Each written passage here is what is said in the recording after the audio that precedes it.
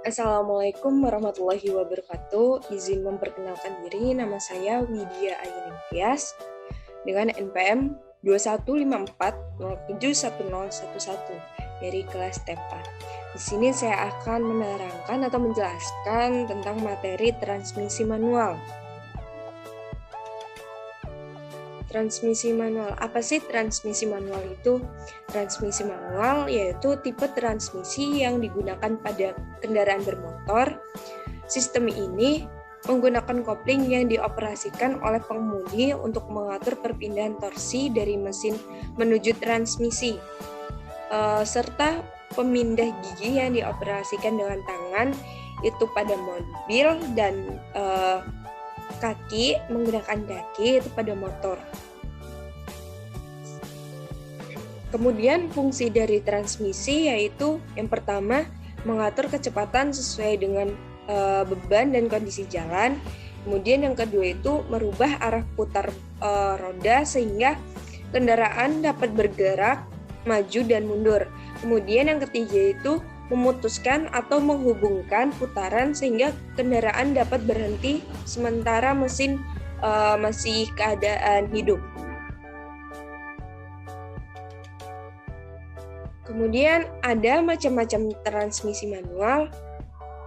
Yang pertama itu tipe sliding mesh, yang kedua itu constant mesh, yang ketiga itu tipe synchron mesh. Yang pertama, tipe transmisi sliding mesh yaitu mekanisme dasar pada transmisi sliding mesh ditunjukkan pada gambar di samping. Gambar berikut ini yang tertera di layar, di mana poros input dan poros output dihubungkan melalui sebuah counter shaft. Hanya dengan menggeser gear pada poros output, maka akan menghasilkan rasio gear yang berbeda. Arah dari alur daya direpresentasikan sebagai garis putus-putus merah pada gambar di samping.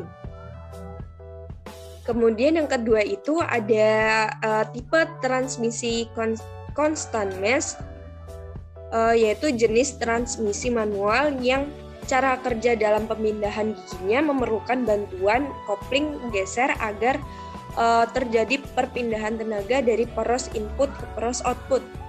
Transmisi jenis constant mesh ini roda gigi input dan outputnya selalu berkaitan. Tetapi roda gigi output tidak satu poros dengan poros output transmisi. Tenaga akan diteruskan ke poros output melalui mekanisme kopling geser.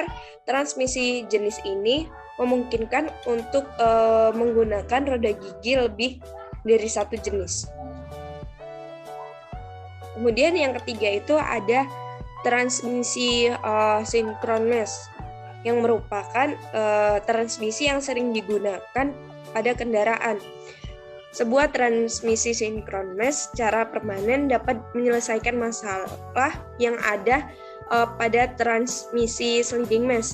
Di sini roda gigi selalu dalam rangkaian, namun dengan sebuah perbedaan besar di mana gear output terhubung dengan poros secara longgar, terdapat celah kecil antara gear output dengan poros. Jika kita hanya menghubungkan satu roda gigi dengan poros pada suatu waktu, maka poros akan memiliki kecepatan putar yang terhubung dengan roda gigi. Kemudian ada prinsip kerja dari transmisi manual. Transmisi manual itu bekerja pada prinsip yang sederhana dengan menggunakan rasio roda gigi. Sebuah perbedaan output kecepatan dapat dilakukan dengan menggunakan rasio roda gigi pada sistem transmisinya. Rasio kecepatan dapat direpresentasikan pada persamaan berikut. N2 per N1 sama dengan T1 per T2, di mana N adalah kecepatan putar dan T merupakan jumlah gigi.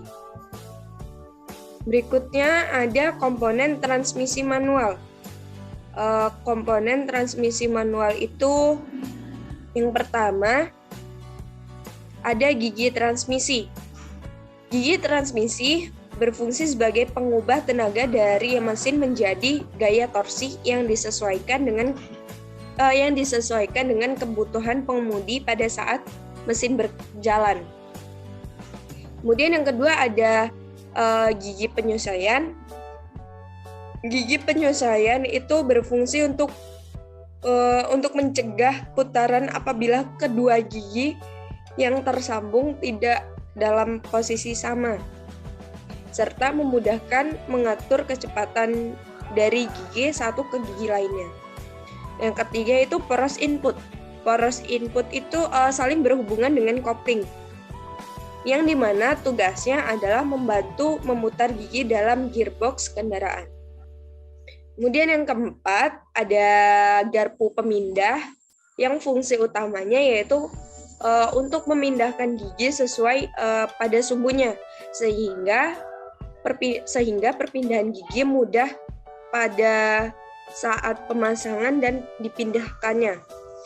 Yang kelima ada tuas persneling.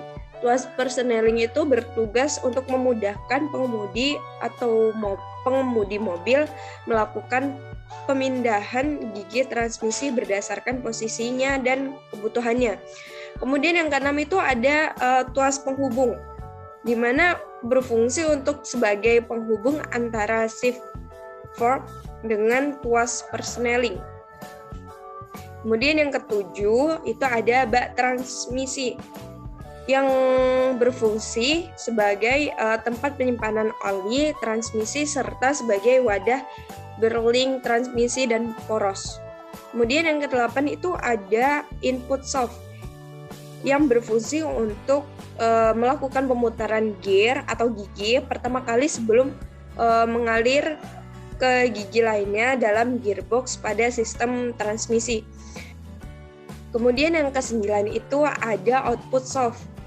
Output shaft ini berfungsi atau bertugas sebagai wadah persneling dan membantu proses pemindahan torsi dengan transmisi ke bagian gigi terakhir.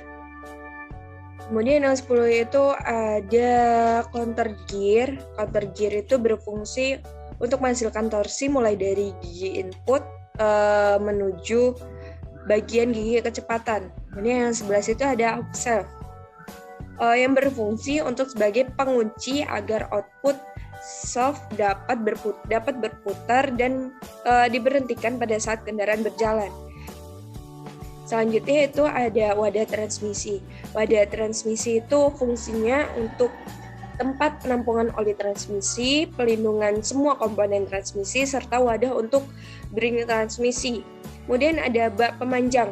Bak pemanjang itu berfungsi untuk melindungi komponen output shaft yang kemungkinan keluar dari bak transmisi atau dari speedometer gear.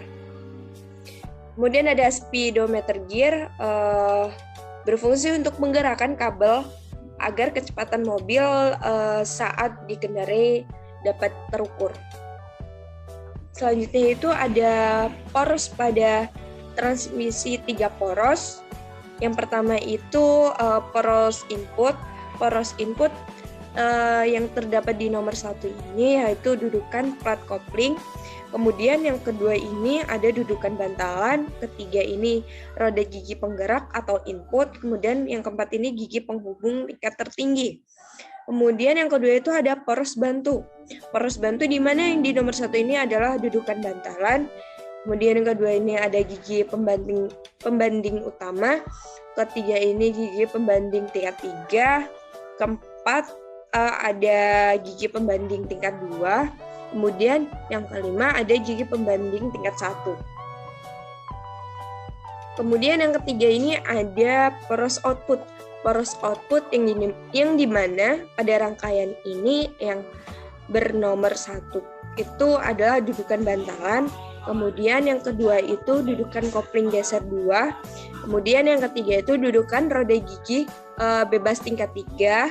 Kemudian yang keempat yang ada di atas ini dudukan roda gigi bebas tingkat 2. kelima itu dudukan kopling geser 1, dan yang terakhir atau yang keenam itu dudukan roda gigi bebas tingkat 1.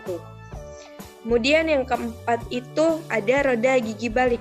Roda gigi balik, yang pertama roda gigi balik, kemudian kedua ada bantalan roda gigi balik, ketiga ada poros dudukan roda gigi, kemudian yang keempat itu ada pengunci poros. Lalu ada bantalan, bola, dan roll. Bantalan, bola, dan roll ini ada persyaratannya, yaitu mampu menerima gaya maksimal dan mampu menerima gaya radial. Pemakaiannya itu pada poros-poros transmisi. Kemudian pada bantalan jarum ini ada persyaratannya juga, yaitu memperkecil gesekan roda gigi terhadap poros dan mampu menerima gaya radial. Pemakaiannya itu pada roda gigi bebas transmisi dengan dudukan busing. Kemudian ada bantalan pilot. Bantalan pilot itu mempunyai persyaratan, yaitu mampu menerima beban poros output dan menghubungkan poros output dengan poros input menjadi satu sumbu. Pemakaiannya itu pada poros input transmisi 3 poros. Selanjutnya ada sinkromes. Sinkromes yaitu suatu alat yang dapat mempersamakan putaran gigi transmisi pada sikap-sikap tertentu secara otomatis. Dengan kata lain, sinkromes berfungsi untuk menghubungkan atau memutuskan tegangan putaran dari roda gigi tingkat ke poros pada kondisi putaran tidak sama. Transmisi dilengkapi dengan alat sinkromes. Perpindahan gigi dari sikap tinggi ke sikap lebih rendah dapat dilakukan secara langsung, tidak menginjak kopling dua kali. Selanjutnya itu ada bagian dari fungsi sinkromes. Yang pertama itu ada roda gigi. Roda gigi itu berfungsi untuk meneruskan tegangan atau putaran dari kopling geser ke poros output. Kemudian yang kedua ada kopling geser yang berfungsi untuk menghubungkan roda gigi sinkromes dengan roda gigi tingkat. Kemudian yang ketiga itu ada pengunci sinkromes, berfungsi untuk mencegah pergantian gigi sebelum putaran yang sama. Kemudian yang keempat ada pegas pengunci yang berfungsi untuk pengunci dengan roda gigi sinkromes. Kemudian yang kelima ada cincin sinkromes yang berfungsi untuk menyesuaikan putaran unit sinkromes dengan roda gigi tingkat. Oke, kita lanjut ke cara kerja sinkromes. Cara kerja sinkromes yang pertama itu posisi awal pengereman, di mana kopling geser digerakkan ke kanan, pengunci mendorong cincin sinkromes ke arah roda gigi tingkat. Cincin sinkromes melakukan pengereman terhadap roda gigi tingkat. Kemudian yang kedua ada posisi pengereman, di mana kopling geser didorong lebih jauh di kopling geser kontak dengan gigi cincin sinkromes yang terjadi pengereman lebih keras sampai putaran cincin sama dengan putaran roda tingkat. Pengunci mendorong lebih keras sehingga batas langkah maksimum tertekan ke bawah. Kemudian ada posisi penyesuaian. Posisi penyesuaian itu cincin sinkromes berputar balik sedikit akibat tekanan gigi di dalam kopling geser. Kopling geser didorong lebih jauh lagi, pengunci menjadi bebas searah putaran. Gigi kopling geser berhubungan dengan gigi cincin sinkromes. Kemudian ada posisi terhubung. Posisi terhubung yaitu kopling geser didorong maksimum. Gigi kopling geser berhubungan dengan gigi penghubung roda gigi tingkat. Kemudian putaran atau tenaga roda gigi tingkat dapat diteruskan ke poros output. Oke, kita masuk ke kelebihan transmisi manual. Kelebihan transmisi manual yang pertama yaitu ketika membeli mobil dengan transmisi manual, harga yang dibeli tidak terlalu mahal dan ketika dijual harga tidak cepat jatuh. Kemudian yang kedua, akselerasinya yang baik ketika berjalan jauh. Kemudian yang ketiga itu ada kecepatan yang dihasilkan sangat tinggi. Yang keempat, sangat hemat bahan bakar. Kemudian yang terakhir itu membutuhkan perawatan yang minim.